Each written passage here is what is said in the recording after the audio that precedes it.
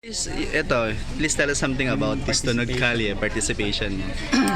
Sa akin, happy po ako na maging part nitong Tunog Star Magic kasi showcase ko sa mga tao, sa mga viewers yung talent ko sa pagkanta, hindi lang sa pagsayaw na nakikita nila and sa pag-arte.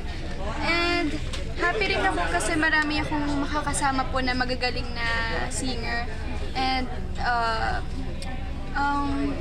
yun, happy ako na marami na naman akong makakasamang mga kaibigan, maraming bagong kaibigan, and marami po ako matututunan sa kanila.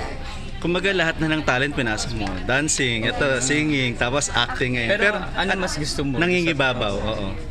Ano ba, pantay-pantay lang po kasi lahat sila.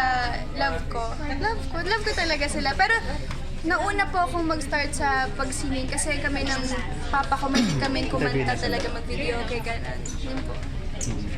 Lois, nagulat ka ba dun sa revelation ni Yves? Dun sa interview niyo? Opo, nagulat po kasi wala sa usapan yun eh. Joke lang.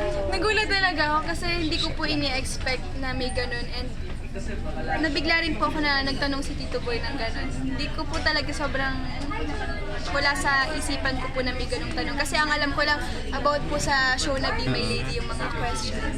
Yun po.